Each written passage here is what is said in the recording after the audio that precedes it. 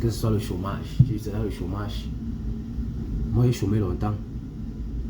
Et ma femme disait toujours, il faut faire comme ça, il faut faire comme ça. Il disait, toi, ma femme, il y a des choses que je dois comprendre. Il y a des choses que je dois comprendre.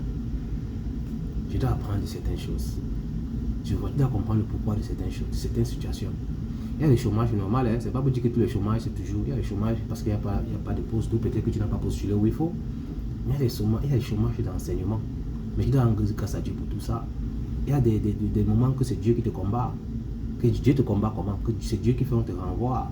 Il y a des moments que c'est Dieu qui empêche que tu trouves au travail. C'est pourquoi c'est lui qui est enfant de Dieu, doit faire l'effort d'être conduit par Dieu, d'être rempli par l'Esprit de Dieu pour discerner. Parce que Dieu peut vouloir créer l'orgueil dans quelqu'un. Toi, tu viens dire que non, il faut qu'il travaille. Tu fais tout pour qu'il travaille. Pourtant, le problème, c'est qu'il n'a pas compris que c'était une question d'orgueil. C'est parce que là où il était orgueilleux. Dieu veut tuer l'orgueil. Dieu le fait, on le renvoie. C'est pourquoi j'ai dit le bien. Qui connaît ce qui est bien? Personne. Parce que le bien n'est bien que si elle vient de Dieu. C'est pourquoi j'ai dit, dans le spirituel, c'est pas une question de vérité, c'est une question de ça. Ça vient de qui? Dans le spirituel, c'est pas qui dit. C'est pas ce qui est dit, c'est qui dit. Parce que le diable peut te dire la vérité. Mais une vérité qui va te tuer. Son but, c'est de te tuer. Mais quand tu te dis sa vérité, son but, c'est pas de te tuer. Son but, c'est de te sauver. C'est ça. Il y a des travails que c'est le diable qui te donne. Hein. Et le diable donne. Oui, le diable donne. Regarde par exemple. Le diable, lui, il travaille comment? Il propose. Le diable sait certaines choses. Il propose des pensées. Peut-être qu'il n'entend pas ce que tu penses. Dieu entend ce que tu penses. Le diable n'entend pas ce que tu penses. Mais le diable te donne quoi penser? Il t'aide à te détruire. Il n'entend pas ce que tu penses, mais il te propose des pensées. Il te propose des situations. Il te fait voir tout ce que tu n'as pas. Il sait que si tu penses, tu vas mourir. Le plus important pour lui, c'est pas comprendre ce que tu penses. C'est que tu meurs. Mais Dieu comprend ce que tu penses. Dieu comprend. Alors comme le diable sait l'héritage que Dieu a pour ses enfants, il peut te donner autre chose. Hein. Il peut te ralentir. Il va poser un raccourci à Jésus. Le monde était pour Jésus. Le monde devait être à Jésus. Mais le diable a dit qu'au lieu d'aller mourir pour avoir, viens, vis et prends. Mais tu vas prendre ça dans une dimension homme, pas une dimension divine. Mais Jésus a refusé. Tu penses que si le diable allait vers Jésus pour donner à Jésus ce qui était à lui, mais avec une source autre, tu penses que c'est pas toi qui l'as fait ça? Tu penses que pour toi il ne va pas faire? Là d'ici, ils ont fait ça au bois vert. À combien de fois toi le bois sec? Le diable a parlé à Jésus, le diable te parle. Le diable c'est qui? Je me pose une question. Attends, le diable c'est qui? Essaie de comprendre. Quand on dit diable, toujours les gens tous c'est dans le cinéma, un type avec les cornes, tout, avec comme ça des bouts baraqués, tout. Le diable c'est tout ce qui combat Dieu. Tu n'es pas avec moi, tu es contre moi. L'ennemi, c'est ça l'ennemi. Le voleur ne vient que dérober, détruire. Tu vois que le voleur là c'est qui? C'est le diable. Il veut détruire seulement les pensées. Jésus a créé les pensées de l'homme et du diable. Parce que les pensées de l'homme est ennemi à Dieu. Il te dit que si tu es ami du monde, tu es ennemi de Dieu. Donc essaie de situer le diable. Tu vas comprendre, tu vas savoir comment le combattre. Ennemi numéro 1, le pasteur dit, la chair. Parce que la chair ne veut pas. La chair ne veut pas. Ton âme ne veut pas servir Dieu. Ton âme ne veut pas servir Dieu. Pourquoi? Parce que ton âme est habituée à tout ce qui n'est pas bien. Alors tu dois travailler la restauration. Tu dois comprendre comment il agit. Et l'amener à aimer. Mais ton âme t'aime. Mais pour te détruire. Parce que tu l'as habitué à on se détruit. Maintenant, puisque tu n'es plus dans on se détruit, ne pars pas seul, pas avec lui. Enseigne-lui que maintenant mon âme, on n'est plus dans les machines de femmes. On n'est plus dans la masturbation. On n'est plus dans... Maintenant c'est Dieu. On s'attarde maintenant pas ici. Avec l'habitude, lui il va te suivre. Ton âme va te suivre. Tes émotions vont te suivre. Mais il faut que tu travailles d'abord. Il y a un temps de travail pour ça.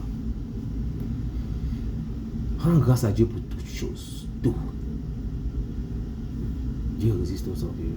Il fait grâce à ceux qui sont humbles. Humbles, comme les petits enfants. On me dit, l'enfant ne juge pas.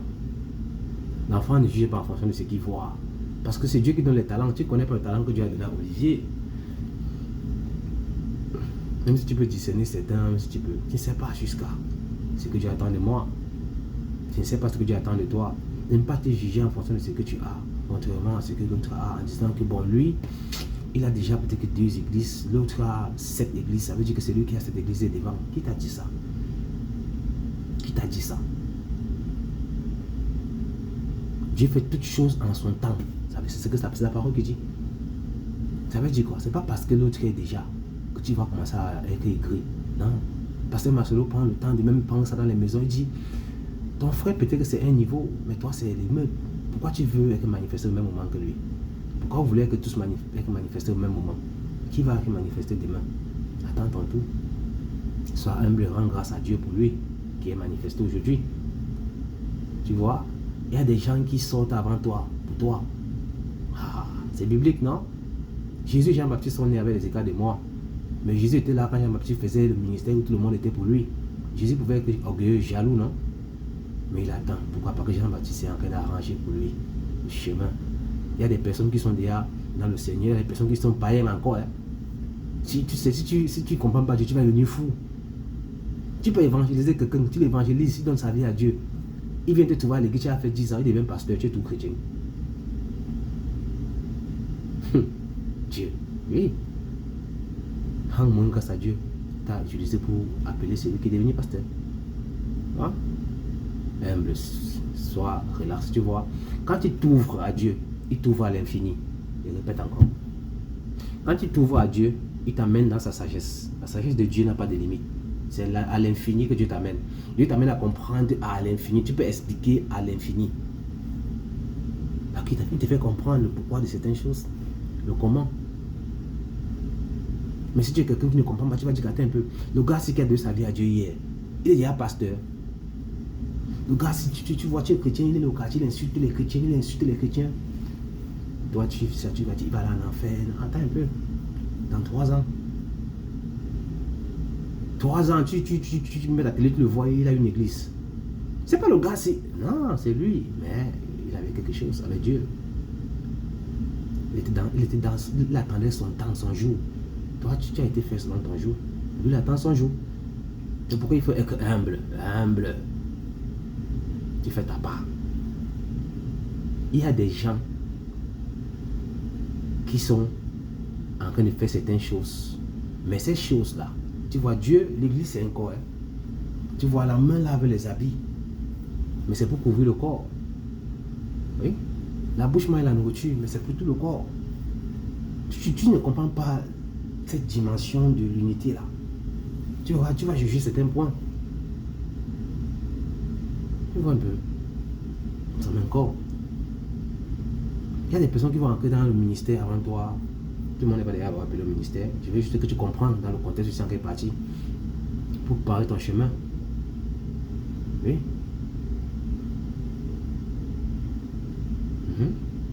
Ah.